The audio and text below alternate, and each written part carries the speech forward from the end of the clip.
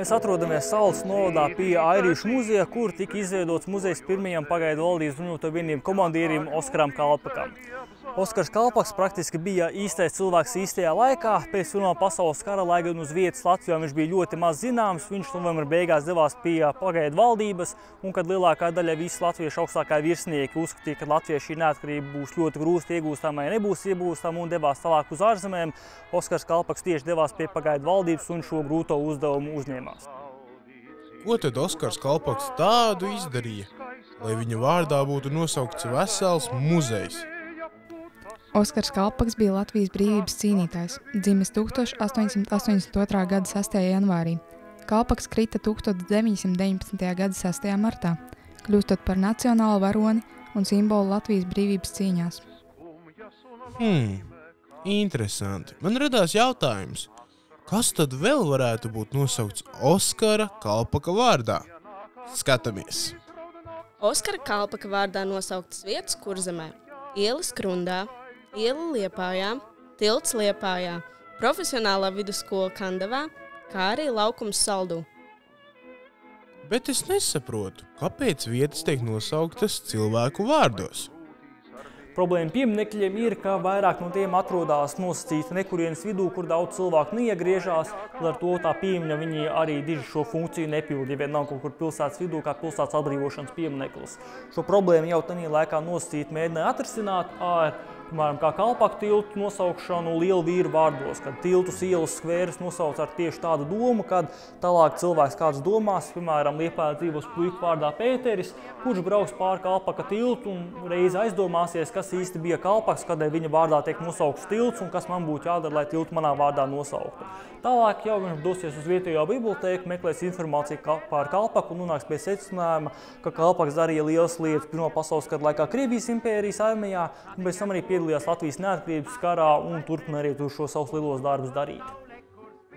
Ko tu vari darīt jau šodien, lai kāda vieta tiktu nosaukta tavā vārdā? Es domāju, ka mums ir jāsāk ar pašiem pirmsākumiem. Sveiki, es esmu Jaunsardzes instruktore Kristiāna Steinberga. Šodien šeit nosēk Jaunsardzes centra rīkota nometne jaunsargiem. Esam mēs muzejā Airītes, Saules novads, Zirņu pagasts. Tā mēs te skaisti darbojamies. Mums klasē gāja ļoti daudz jaunsargu, notika pirmdienās, bet man pirmdienās bija mākslas skola, un izrādījās, ka manas labākās draudzenes māma vada jaunsardzes ceturtdienās, un mana labākā draudzene arī gāja, tāpēc mēs tagad abas ejam kopā uz jaunsardzi. Visvairāk es sāku jau īstenībā skatīties šādus video, kas ir ar armiju. Tad arī man ģimenē draugi. Viens pazīstamais iet armijā, un es arī ļoti gribēju. Un tad jau es pievienojos Saules tehnikumam, un tad otrā kursā man sākās valsts aizsardzības mācība, un es parunāju ar instruktoru, un viņi man pievienoja jau jaunsardzē.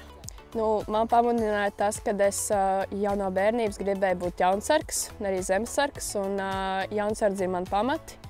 Un es domāju, pēc tehnikuma iet uz valsts aizsardzības mācības un mācīties par jaunsargu instruktoru. Kas man pamudināja, pievienojos, pat neesmu gājis jaunsargos, bet kā instruktori, tāpēc, ka man ļoti patīk radīt bērniem prieku, dzīvot mežā, darīt fiziskas lietas un loģiski arī dažādas emocionālās noturības vingrinājumus. Jaunsardze ir mana tāda mūža mīlestība, ko es vienmēr esmu mīlējusi.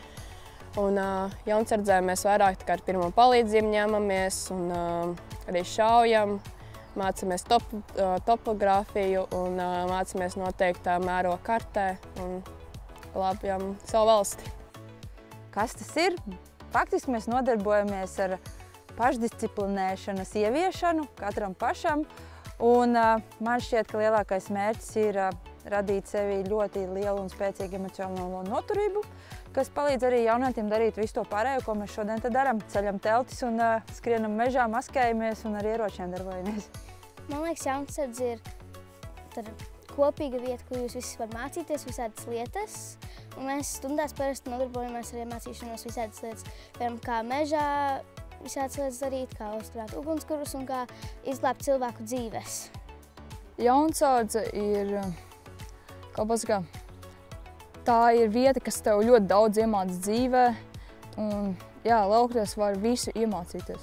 Es mēģinu vairāk runāt ar cilvēkiem, tāpēc, ka pirms jaunsardzes es nerunāju ar baigi cilvēkiem, jo nekad nav bijuši baigi labas attiecības. Es mazāk lamājos tagad un mazāk dusmojos uz citiem. Jaunsardze man ir iemācījusi vairāk cienīt cilvēkus un novērtēt citu cilvēku atbildību un palīdzību par tevi. Sniedz. Ir lietas, acīm redzam, kur ir jāpiestrādā un jāuzlabo, bet manā ikdienas dzīvē jaunsardze ir uzlabojusi ļoti liela disciplīna. Man šobrīd ir varētu vēl vairāk piestrādāt. Tos es vēl šodien nevaru saprast, jo no pretējās puses uz lielceļa gulēja nepārtraukta uguns no 3 ložmetējiem. Kad bijām jau aizgājuši gandrīz līdz mūsu ķēdēm, no labās puses sākas saukt pulkvedi, lai tak neiet tīšu prātu nāvē. Īsti nav bijušas grūtības, jo parasti mēs esam iekštopās, bet tad, kad mums bija 15 km gājiens, tad man bija tūznas. Es īsti nezinu, ko var nosaukt par grūtībām, jo man šķiet, ka pilnīgi visas lietas ir atrisināmas un viss slēpjās tavā attieksmē pret to. Bet jā, ir lietas, kas man personīgi ir grūtākas, bet es neteiktu, ka tas ir ļoti apgrūtinoši. Kājas sāpes un nogurums. Motivācijas, ticamāk. Parasti nav motivācija, lai kaut kur iet. Mums bija viena tāda nodarbība, kur mēs paslēpām lietas, un tagad mēs meklējām viņas, un viens puisis iemeta formas bikses bišu pūznī, un tad tās bikses mums uzbruka. Vai grūtības ir varbūt dažbrīd šī komunikācija ar citiem, jo daži negrib komunicēt, vai arī neklausās, ko tev saka, un tad ir tā grūtāk tas. Īstam latvietim pirmkārt ir jāmīl sevi un savu valsts, un tad jau viņš arī spēs izdarīt visu pārējo, kas kārtīgam patriotam ir jāspēj. Cīnīties par savu valsti, mīlēt sevi un savu valsti, rūpēties par sevi, ko tieši arī jaunsargi dara. Viņi attīsta savas spējas. Cik es domāju, jābūt draudzīgam. Tas ir ļoti svarīgi, jo, ja ir draudzīgs, tad vieglāk ir dabūt komunikāciju. Un vislabāk arī viss izdosies dzīvē, jo tev būs vairāk draugi. Visi gribēs tevim draudzēties, runāties. Un, jā.